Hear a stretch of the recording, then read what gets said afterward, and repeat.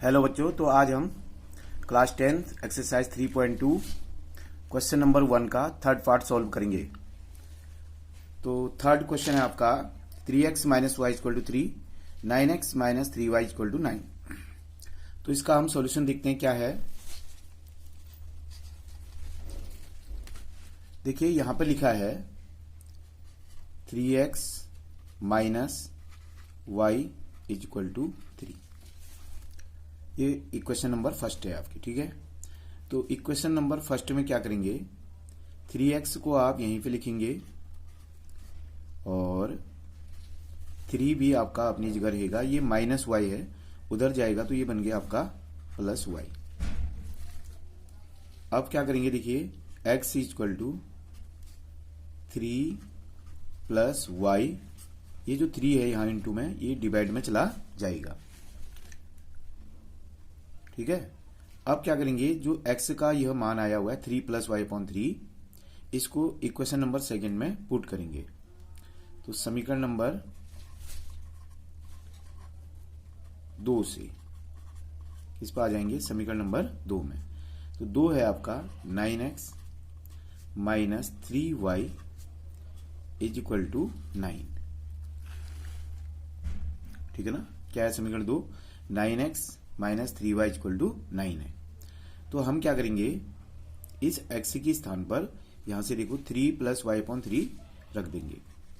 तो 9 इंटू ये बन जाएगा आपका 3 plus y upon 3 minus 3y is equal to 9, इस तरह से बन गया। अब क्या होगा, देखिए ये जो 3 है इससे ये 9 3 बार जो है ये कट जाएगा, 3 3 जा 9, ठीक है। अब क्या करेंगे, जो ये यहाँ पे 3 है इससे अंदर मल्टीप्लाई करेंगे, इस 3 को भी और इस y को भी।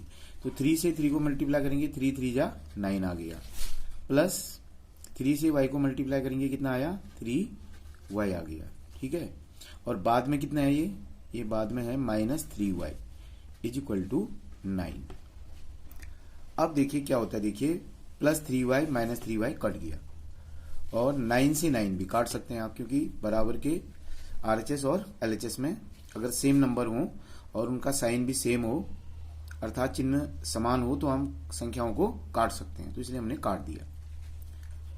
अब आप देख रहे हैं यहां पर कुछ भी नहीं बचा, वाई वाले पद भी नहीं बचे और अचर वाले कुछ भी यहां पर नहीं बचा, देखो बच्चों।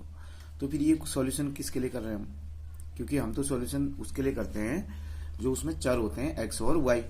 तो यहां पर आप देख सकते हैं y से y ही कट गया, तो इसका मतलब ये हुआ कि ये तो कुछ भी निकला ही नहीं, हमें कोई रिजल्ट मिला ही नहीं इसका, ठीक है।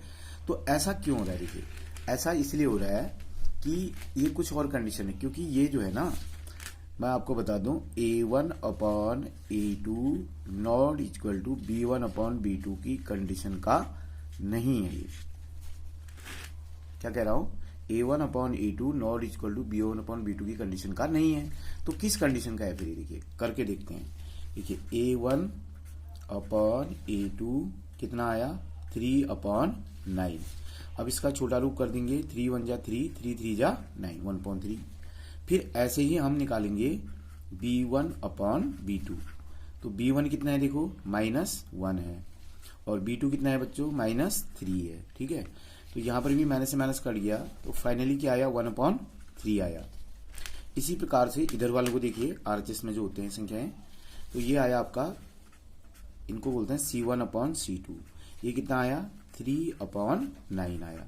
इसको भी काट दीजिए, 3 से 3 1 जा 3, 3 3 जा 9। तो क्या मिला फिर आपको मिला यहां पर देखिए a1 upon a2 is equal to b1 upon b2 is equal to C1/C2। इस कंडीशन का है, ठीक है ना। इस कंडीशन का होने की वजह से यहां पर देखिए आपका y से y पूरा जो है कट गया, कोई भी सॉल्यूशन आपका आया ही नहीं, कोई रिजल्ट हमें प्राप्त नहीं हुआ। क्यों नहीं प्राप्त हुआ, क्योंकि ये इस कंडीशन का होने की वजह से। क्योंकि जो भी रिजल्ट हम प्राप्त करते हैं x और y का मान, जिसमें यूनिक सॉल्यूशन जिसको बोलते हैं, अर्थात अद्वितीय हल, वो इस कंडीशन के होते हैं जो यहाँ पे लिखा है मैंने, ठीक है। अगर इस कंडीशन के नहीं होंगे तो आप समझ लो वहां पर स्थिति इसी प्रकार की कुछ हो जाएगी, वहां पर y से y कट जाएगा या x से x कट जाएगा, अर्थात हमें कोई रिजल्ट प्राप्त नहीं होगा, ठीक है। तो इसीलिए यहां पर ऐसा कंडीशन जो है उत्पन्न हुआ है, ठीक है। तो ये कंडीशन है। तो अब हम क्या लिखेंगे, क्योंकि इसका आंसर क्या लिखेंगे ये समझना है, ठीक है। तो हम यहां पर लिखेंगे अतः रैखिक समीकरण के अनेक हल होंगे, अनेक हल, ये आंसर लिखना है इसका। मतलब इसमें x और y का मान नहीं निकल पाएगा, तो हम लिखेंगे अतः रैखिक समीकरण के अनेक हल होंगे, और हम लिख सकते हैं मैनी सॉल्यूशन, मैनी सॉल्यूशन। तो ये आंसर हो गया बच्चों, ठीक है। तो ये देखना पड़ेगा, क्योंकि इस तरह का सवाल जब भी आएगा तो आप इस तरह से डायरेक्ट कर सकते हैं यहां से, क्योंकि मैंने तो आपको इसलिए ये दिखाया कि आपके समझ में अच्छे से आ जाए कि वास्तव में कब हम इस तरह से करेंगे। क्योंकि अगर मैं ये करके नहीं दिखाता तो आप समझते कि हमें कैसे पता चलेगा। तो मैंने इसलिए इसको यहाँ पर सॉल्व करके दिखाया ताकि स्पष्ट हो जाए कि हाँ भाई क्या कंडीशन यहाँ पर उत्पन्न हुई। जो कंडीशन आपके सामने उत्पन्न हुई वो यहाँ पर मैंने लिख दी है, देखिए। तो ऐसी स्थिति आने की वजह से हमने ये चीज यहाँ पर की A1/A2, ठीक है, B1/B2 और C1/C2। तो हमने देखा कि सब जो है क्या आए, इक्वल आए, बराबर आए। तो हमने लिख दिया A1/A2 equal to B1/B2 equal to C1/C2। तो इस प्रश्न का आंसर ये लिख देंगे हम, अतः रैखिक समीकरण निकाय का अनेक हल होगा, ठीक है। तो ये आपका थर्ड पार्ट का जो है फाइनल आंसर आ गया है, ठीक। तो ये सॉल्यूशन आप इस क्वेश्चन का दे देंगे, बाकी आपको कोई परेशान होने की आवश्यकता नहीं है। तो आज के लिए बस इतना ही, बाकी प्रश्न अगली वीडियो में करेंगे। Thank you.